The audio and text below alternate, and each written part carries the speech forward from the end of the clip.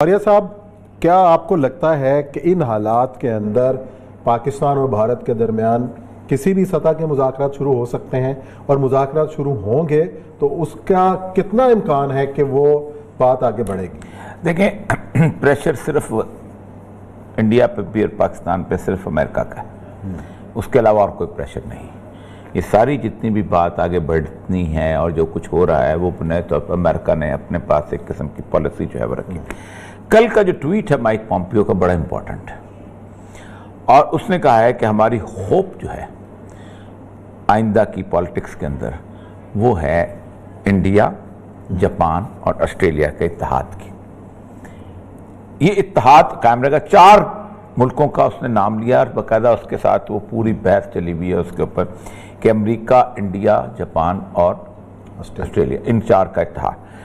पूरी दुनिया अब इस वक्त अमेरिका की नज़रों से ओझल है।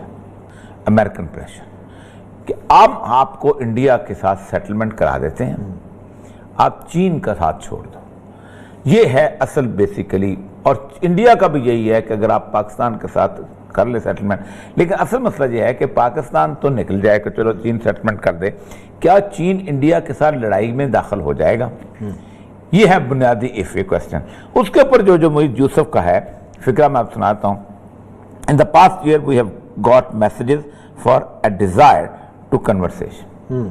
अब ये है कि पिछले साल से मैसेजेस जो हैं वो आ रहे हैं कि हमारे साथ गुफ्तगू करो। किस इशू पे करो? कश्मीर तो हड़प कर लिया उन्होंने, सारे उनके हकूक सलब हो गए, आप किस पे बात करेंगे? उस्मान साहब, ये इतना सीरियस और इतना डेलिकेट इशू है कि इसका वक्त जैसे कहते हैं चलते हैं जिब्राइल के पर जिस मकाम पर।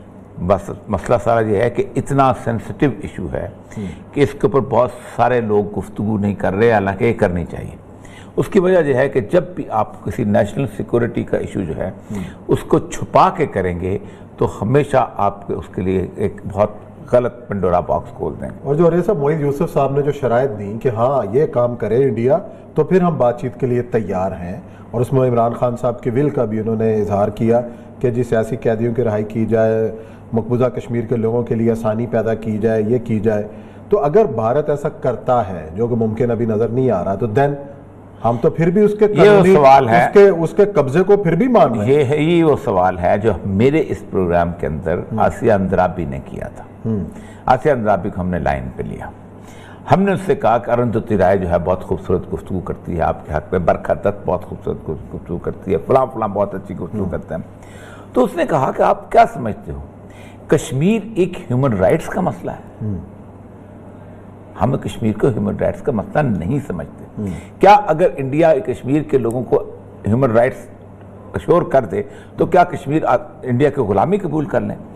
ये वो डिक्टेशन है कि जब भी आज से 40 साल पहले भी हमने पाकिस्तान की गवर्नमेंट को भी और पाकिस्तान के लोगों को भी और इंडिया के लोगों को भी ये बात करने की कोशिश की है, समझाने की कोशिश किया है कि कश्मीर का मसला तुम 2 लोग बैठ के केक की तरह हल नहीं कर सकते। सही।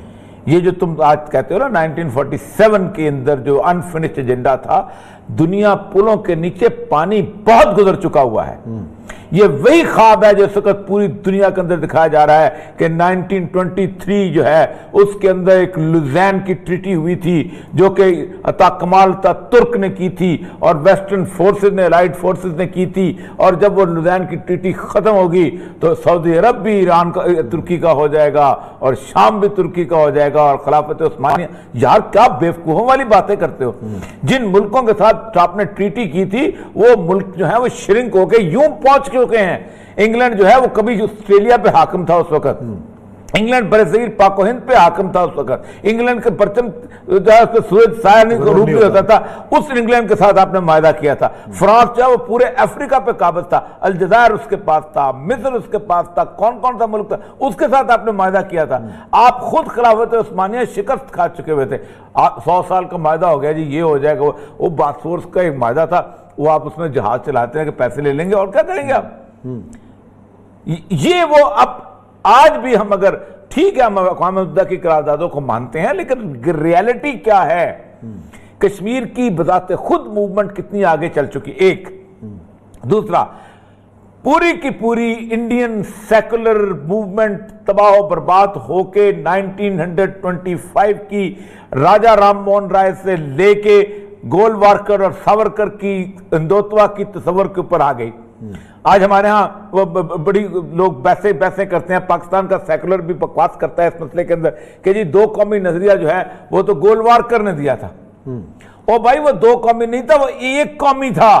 सही बात। उसने ये कहा था कि ये पूरा इंडिया जो है ये एक कौम की मलकियत है, बाकियों को हम निकाल के बाहर करेंगे, जो यहां की जातें हैं वो हिंदू होंगे तो उनको कबूल करेंगे।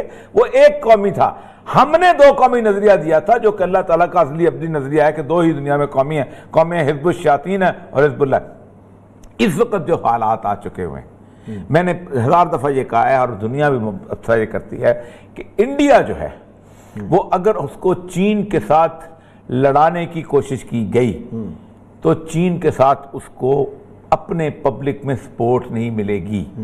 उसकी एक वजह है कि इंडिया का जो बिजनेस टाइकून्स हैं सही, वो चीन के साथ रेगुलर एक जिसे कहते हैं बिजनेस डील के अंदर है। रॉ मटेरियल आ रहा है, रॉ मटेरियल जा रहा है, फिनिश गुड्स आ रही हैं, फिनिश गुड्स जा रही हैं। चीन की मेजर ट्रेड है उनके साथ इस वक्त। सही। पाकिस्तान के साथ ना मित्तन को नुकसान है, ना अंबानी को नुकसान है, ना टाटा को नुकसान है, ना बिरला को नुकसान है। पाकिस्तान के साथ तो कोई ट्रेड ही नहीं है। पाकिस्तान को तो आज बंद है। पाकिस्तान के लिए ये आपने एक नफरत का एक पूरे का पूरा रास्ता तैयार भी किया हुआ है हर बंदा और उस पाकिस्तान की नफरत के बदले 25 करोड़ आबादी जो कि 16.9% बनती है, उसके साथ भी आपने दुश्मनी रखी हुई है। वहां तो आग चिंगारी ऐसे भड़केगी। असल मसला यह है कि इंडिया जो है वो समझता है कि चीन की जंग जो है वो पाकिस्तान की जंग का प्रिलूड ना हो, सही, पाकिस्तान की जंग का बाद का हिस्सा हो। कि हमने जंग छेड़ी, चीन बीच में कूद गया, इसलिए असल में चीन भी पाकिस्तान ही है, इसलिए हम उससे लड़ रहे हैं। तो वो फिर एक जॉइंट एफर्ट के तौर पे एक पूरे के पूरा इंडिया की और भारत माता की और हिंदुत्व की वो एक फरवर बन जाएगा और सारा कुछ कारगिल से पहले खत्म हो गया। कारगिल का जब इंसिडेंट हुआ है और कारगिल में जब लाशें उनके यहाँ पहुंची हैं तो आपको शायद अंदाजा हो कि एक कैंपेन चली थी कि हमने क्या करना, we have to finish Pakistan, और उसके अंदर फिर वो लोग आना शुरू हुए थे और सब कुछ हुए थे। इस दौरान चीन जो है उनको अंदाजा हुआ था कि मेरे साथ क्या हो रहा है। वो ये अभी इन्हीं सालों की तो बात है।